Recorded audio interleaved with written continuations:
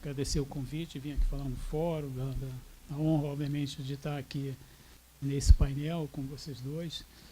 Como um pouco o Raul sinalizou, falar de importância de acelerar o investimento em infraestrutura é um pouco como a história do Mother and Apple Pie nos Estados Unidos, né? Quer dizer, ninguém vai ser contra.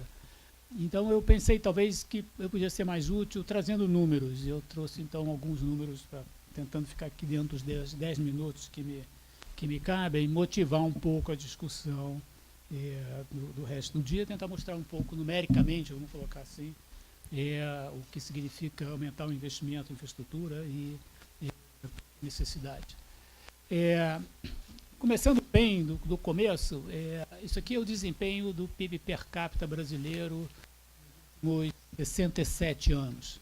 Vocês sabem, isso aqui é conhecido, a gente teve um período de rápido crescimento entre 50 e 80, quando o PIB per capita brasileiro cresceu 3,9% ao ano, e depois já há 37 anos a gente meio que estagnou, e a média desses 37 anos é um crescimento de 0,7% ao ano. Às vezes, hoje de manhã eu conversava sobre isso, às vezes a gente se anima nos períodos que acelera e já viveu momentos de alegria antes, mas a gente esquece quando o longo prazo, a gente olha o longo prazo, que o desempenho tem sido medíocre.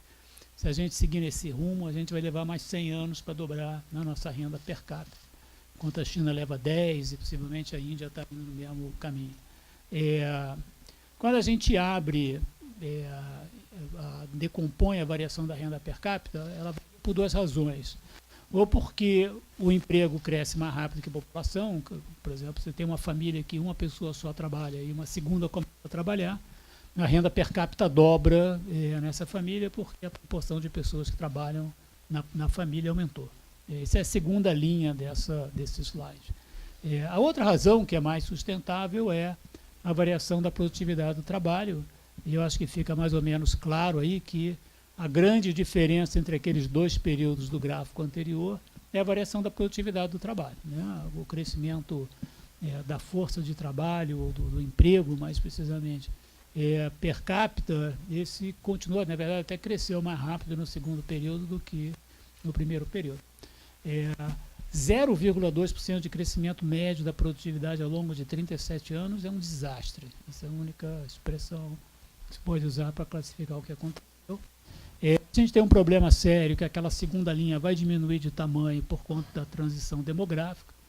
A gente vai começar a entrar num período em que o número de pessoas da família que trabalha vai diminuir, daqui a 5, 10 anos. Então, a gente está ensinado a mudar, caminhando para uma situação de virtual estagnação da renda per capita. Que o tempo é curto, eu não coloquei aqui, mas a gente já foi passado em termos de renda per capita pela China, mantido esse ritmo em algo como 10, 12 anos, a Índia passa a gente também, e a gente vai voltar a ser um país pobre. Vai deixar de ser um país de renda média e voltar a ser um país pobre, como a gente era em 1950, quando aquele gráfico voltou.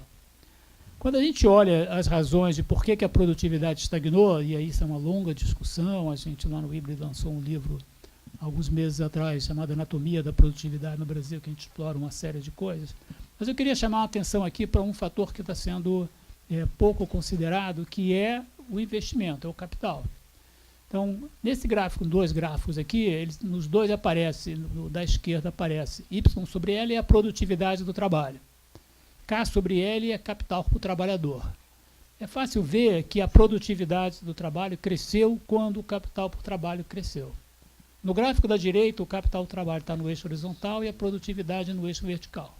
É fácil ver que o crescimento todo aconteceu praticamente enquanto a gente investia, aumentava razoavelmente rápido a quantidade de capital por trabalhador. Então, a gente precisa investir mais, basicamente é isso. A gente quer, entre outras coisas, como eu disse, a lista é longa, não existe um único fator, mas eu acho que, de longe, hoje em dia, o principal fator é capital, por uma série de razões que a gente pode discutir em seguida. Um dos capitais que mais tem faltado é a infraestrutura. Então, aquela primeira coluna, isso aqui é uma tabela do investimento em infraestrutura por períodos, aberto em grandes setores.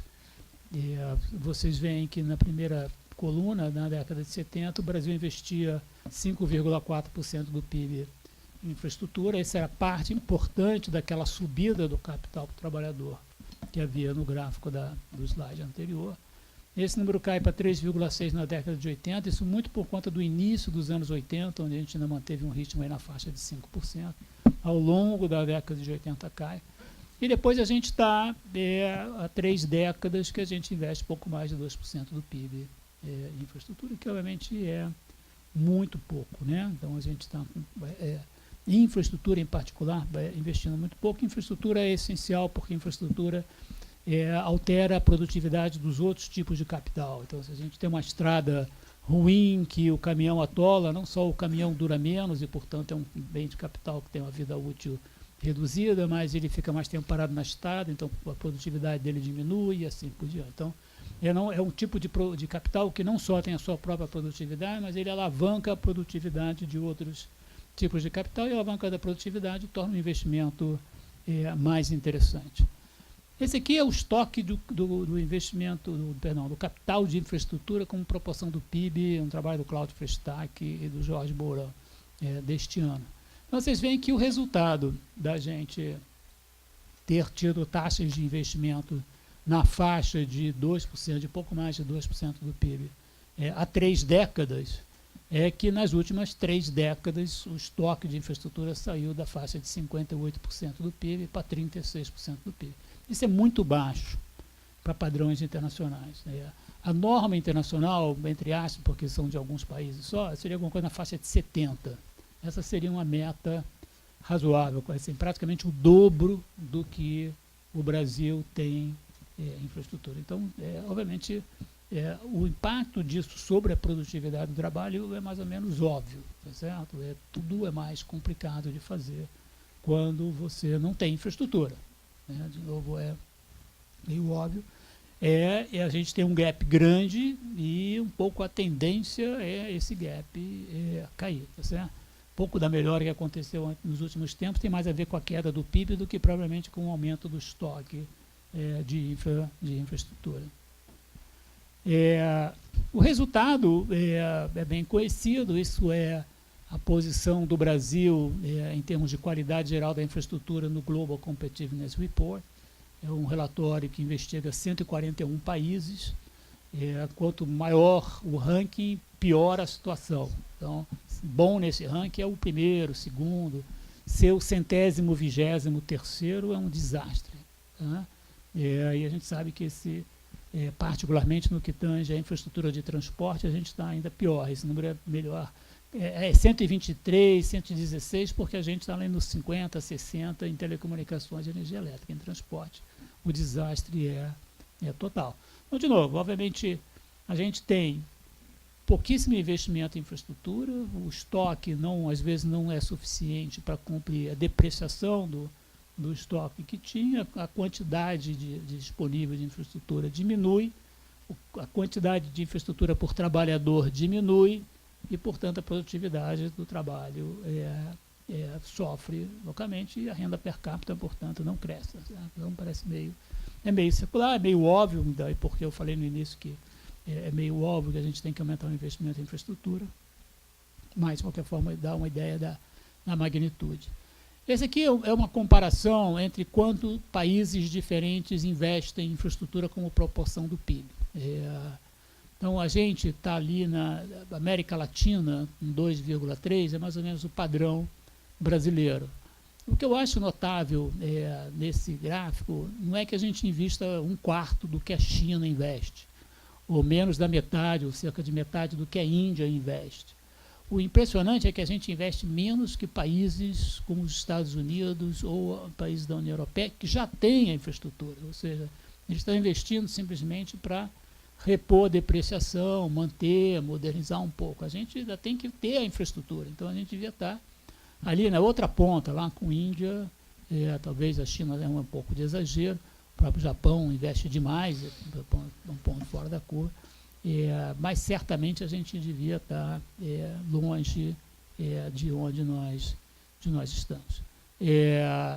Esse é uma avaliação da McKinsey do que você precisaria investir, o que você investe, o que você precisaria investir para chegar àquela razão de 70% do PIB em 20 anos. Então, vocês veem que a União Europeia teria que investir. O clarinho é quanto você precisaria investir. O azul mais escuro é quanto você investe de fato, né? Então, basicamente, a União Europeia precisaria investir 3,1% do PIB, investe 2,6%. No mundo como um todo, se investe 3,8%, precisaria ser 4,1%. A China investe demais, o Japão investe demais. Então, a China significa que vai chegar mais rápido do que 20 anos. E o Japão simplesmente tem infraestrutura demais, tá certo? A razão no Japão passa de 100 e não sei quantos por cento do PIB no estoque de infraestrutura. Mas a estimativa da McKinsey é que você precisaria investir algo como 5,5% do PIB. Então, você investe 2,2%, você devia estar investindo 5,5%. Outros trabalhos chegam a números parecidos. Então, para dar um pouco da dimensão de vamos investir mais em infraestrutura, mas quanto mais, né? O que a maior parte dos estudos apontam para num horizonte razoável, né, 2 décadas, para você chegar num patamar médio internacional com proporção do PIB, o Brasil deveria estar investindo 5,5% do PIB em vez de 2,2%. Então, um pouco o desafio colocado à nossa frente. Um pouco para concluir e passar a bola adiante aqui para os meus colegas de mesa, a gente tem um hiato, dependendo da estimativa, é algo na faixa de 2% a 3% do PIB. É grande, não é pequeno, então a gente não está falando de um pequeno acréscimo nos investimentos. Na minha leitura, uma parte disso vai precisar de dinheiro público, então a gente precisa cuidar da questão fiscal, reduzir gastos correntes. Idealmente, precisar de dinheiro público não significa que é o governo que tem que fazer o investimento. No meu entender, o ideal é que isso ocorra via PPPs, acho que a gente já tem bastante evidência no Brasil e, no certo sentido, no mundo todo, que é melhor ser o privado a realizar o investimento e operar o investimento. Mas isso não significa que não vai ter algum tipo de apoio financeiro do governo. Eu acho que falta estratégia, acho que a gente, na infraestrutura, tem lidado muito com apagar incêndio. Então, acho que esse é um pouco um desafio que eu acho que o atual governo tem tentado enfrentar, tem tentado olhar uma coisa de uma perspectiva mais do que só projetos, mas, de novo, é um desafio. A gente sabe que segurança jurídica e boa regulação são essenciais e aí a gente ainda tem bastante para avançar, né? Tá? Eu acho que a gente já discutiu isso, eu acho que a gente precisa ampliar o fórum é que a gente discute essas coisas, trazer mais os juízes, trazer mais pessoas de outras esferas que não só na área de economia para discutir essa questão, ou a gente vai ficar falando só com a gente mesmo. E acho que tem coisas que vêm sendo pensadas e são interessantes, que tem bastante trabalho para fazer também na área de financiamento privado, os debêntures de infraestrutura, acho que tem mais espaço. Certamente não vai ser só com financiamento público que a gente vai aumentar o investimento em infraestrutura em 2% a 3% do PIB. Precisa de instrumento, precisa de institucionalidade para a gente atrair investimento privado. Bom, era isso. Muito obrigado. Obrigado, Castelar.